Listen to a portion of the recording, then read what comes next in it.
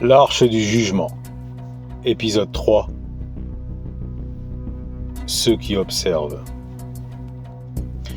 Le décollage avait été parfait.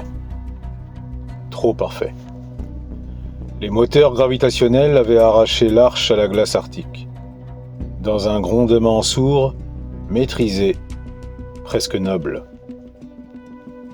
Les infrastructures s'étaient effondrées sous la poussée. La neige s'était soulevée en colonne blanche, puis le silence.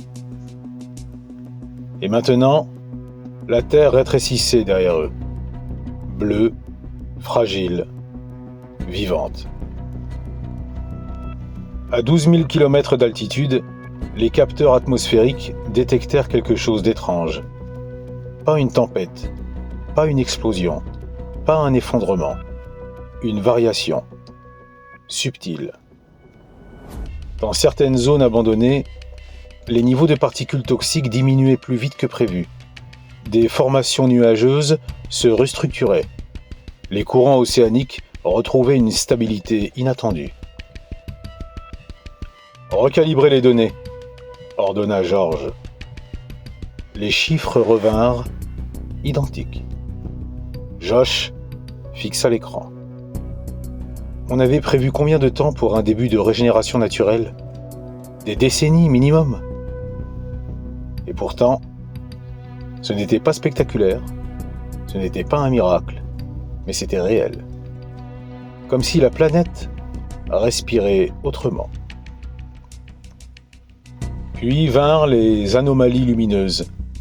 Pas des éclairs, pas des explosions, des pulsations, très lentes, à la surface des océans, dans certaines zones désertiques.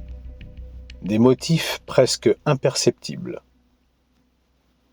On dirait une synchronisation, murmura Josh. George ne répondit pas, mais son regard s'assombrit. À l'intérieur de l'arche, pendant ce temps, dans les modules supérieurs réservés aux élites, le ton avait changé. Les salons autrefois élégants étaient devenus silencieux. Un ancien président observait les données sur une tablette.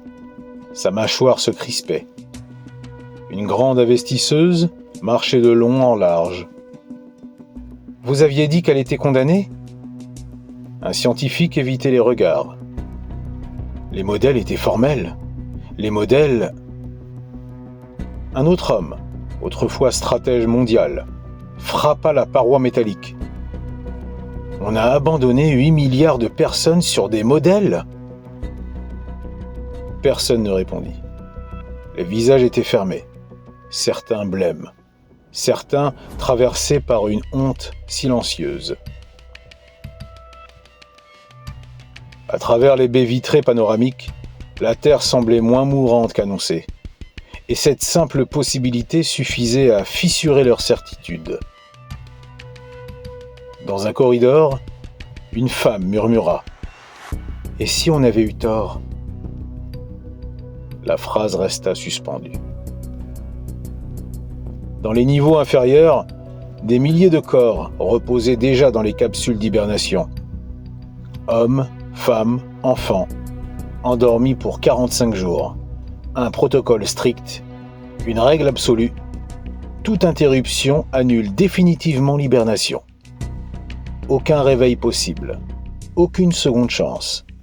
Il devait rester ainsi jusqu'à l'arrivée.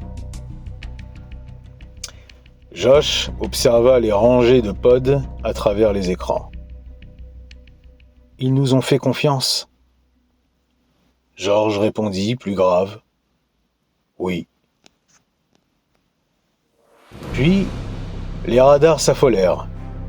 Une masse. Impossible. Les écrans tactiques affichèrent une ombre, gigantesque, bien plus grande que l'arche.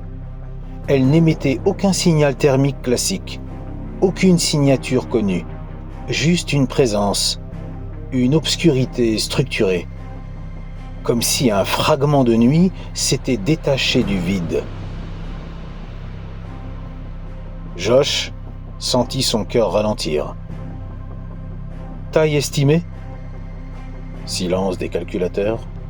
Puis, supérieur à l'arche d'un facteur 8, la masse n'attaquait pas.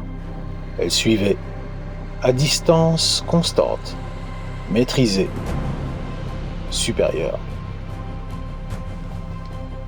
Les communications internes grésillèrent, un signal externe, non traduit, puis une voix, pas sonore, transmise directement dans les systèmes cognitifs de l'arche. Grave, lente.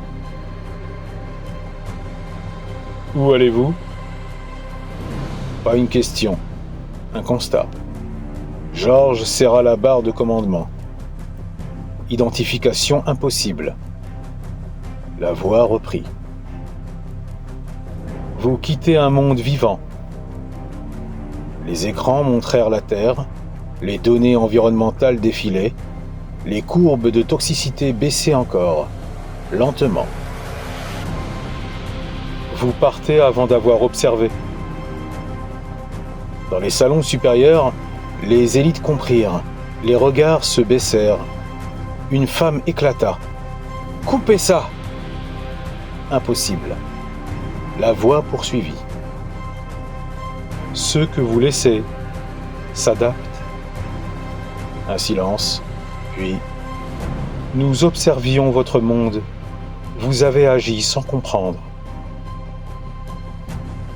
Que voulez-vous ? Demanda Georges.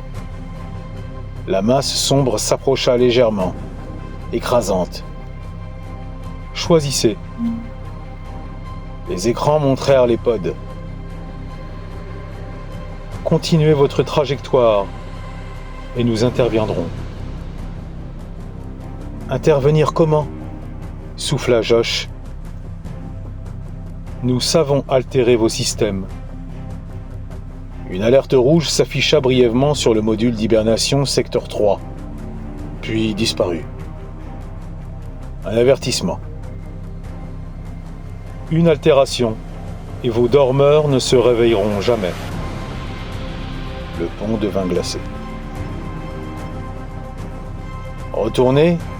Abandonner la mission ? Admettre que la Terre pouvait survivre ? Ou continuer et risquer la mort silencieuse de ceux qui dorment ? Georges regarda Josh dans ses yeux. Il n'y avait plus seulement la peur, il y avait le doute. Et derrière eux, les élites, silencieuses, coupables, pointées du doigt. À travers le hublot principal, la planète semblait différente, toujours fragile, mais pas condamnée. Des tempêtes s'apaisaient, des zones verdissaient légèrement, à peine perceptibles, mais réelles. Pas une renaissance spectaculaire, une chance. La masse sombre se rapprocha encore, immense, terrifiante, maîtrisée. Elle aurait pu détruire l'arche. Elle ne le faisait pas. Elle jugeait. Votre espèce fuit trop vite. Les lumières vacillèrent, les pods clignotèrent brièvement. Josh murmura. Il nous observe depuis longtemps ? Georges répondit. Oui, et ils viennent de décider d'intervenir. Un compte à rebours s'afficha, non initié par l'arche. 30 minutes, 29 minutes 59 secondes, 29 minutes 58 secondes. La voix conclut. Choisissez. La projection s'éteint, le pont redevient froid, silencieux. Les écrans secondaires affichent les flux internes du vaisseau. Caméra des modules résidentiels, section VIP, compartiment scellé. Les élus, visage pâle, certains observent encore la Terre sur les écrans, d'autres détournent le regard. Un ministre détourne les yeux, une mania serre les accoudoirs, un scientifique murmure. Et si On s'était trompé. Personne ne répond. La culpabilité flotte, une lourdeur dans l'air. Et pour la première fois, ils se crurent des sauveurs de l'humanité, mais des sauveurs hypocrites, ayant choisi de fuir le chaos de la terre, laissant derrière eux la masse des peuples dans la souffrance, pour survivre seuls dans un autre monde et perpétuer l'espèce.